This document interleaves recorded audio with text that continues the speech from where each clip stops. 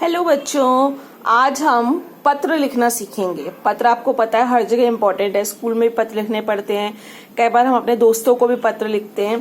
पर तो पत्र लेखन इसको बोलते हैं लेटर राइटिंग। अब पत्र हमारा कैसा होना चाहिए?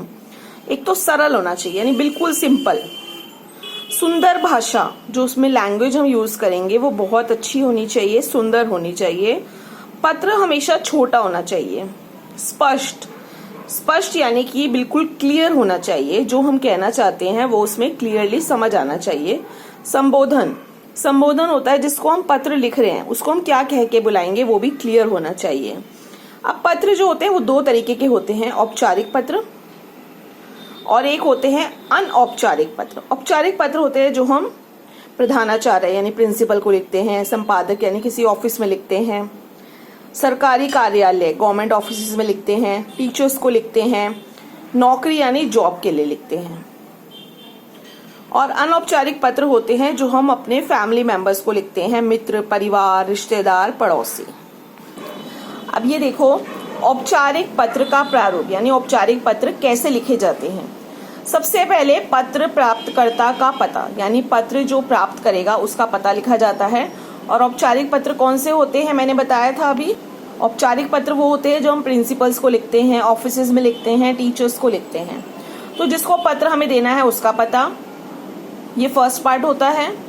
फिर दिनांक यानी डेट, ये नंबर 2 पार्ट है। इसका विषय यानी सब्जेक्ट, कि हम जो पत्र लिख रहे हैं उसका सब्जेक्ट क्या है, वो क्यों लिख रहे हैं हम।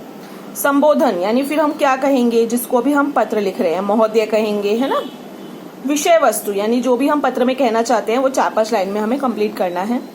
फिर स्वनिर्देश, फिर हस्ताक्षर और फिर नाम। ये हमारा औपचारिक पत्र पूरा हो जाता है इस तरीके। अब अनौपचारिक पत्र जैसे कि हम रिश्तेदारों को, फैमिली को लिखते हैं, जो इसमें सबसे पहले पत्र लिखने वाले का पता, जो पत्र लिख रहा है उसका पता होना चाहिए। फिर दिनांक, फिर संबोधन, फिर अभिवादन यानी नमस्ते वगैरह जो भी आप करोगे। विषय वस्तु यानी जो भी पत्र में हमें डिटेल लिखनी है। फिर समापन निर्देश, समापन मीन्स खत्म होता है उसका निर्देश। फिर पत्र लिखने वाले का नाम, जो पत्र लिख रहा है उसका। अब ये देखो, ये एक औपचारिक पत्र का प्रारूप है कि औपचारिक पत्र हम कैसे लिखते हैं। इसमें हमने बीमारी हेतु छुट्टी के लिए पत्र, तो यानी कि बीमार हो गए हैं और छुट्टी के लिए हम पत्र लिख रहे हैं, किसको लिखेंगे, प्रिंसिपल यानी प्रधानाचार्य। अब अगर आपके स्कूल में प्रधानाचार्य जो हैं वो आदमी हैं, जेंट्स हैं, तो हम ये आकर अंडा नहीं लगाएंगे, सिर्फ प्रधानाचार्य हो जाएगा। लेकिन अगर आपके स्कूल में जो प्रधानाचार्य है वो लेडी है तो आकर अंडा लगेगा, तो ये जगह प्रधानाचार्य जी। स्कूल का नाम, जो भी आपके स्कूल का नाम है, स्कूल का एड्रेस लिखेंगे यहाँ पे, ठीक है। तो यानी कि ये पत्र प्राप्तकर्ता का पता।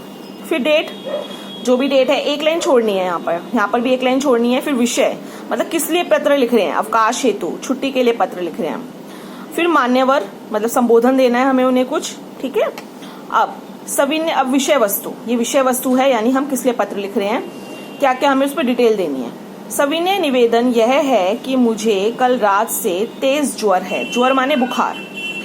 डॉक्टर ने मुझे 2-3 दिन आराम करने की सलाह दी है, अतः मुझे 22 जून से 24 जून तक की छुट्टी देने की कृपा करें, मैं आपका आभारी रहूंगा, ठीक है।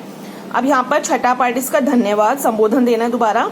आपका आज्ञाकारी शिष्य, अगर देखो ये मैंने लड़के की तरफ से पत्र लिखा है, लेकिन अगर लड़की पत्र लिख रही है तो आपकी शिष्य हो जाएगा। यहाँ पे शिष्य की जगह क्या हो जाएगा, शिष्य आकर अंडा लग जाएगा। और नाम, फिर कक्षा और क्रमांक यानी रोल नंबर। तो ये हमारा औपचारिक पत्र ऐसे लिखा जाएगा। अब ये देखो अनौपचारिक पत्र, जो कि हम फैमिली को लिखते हैं।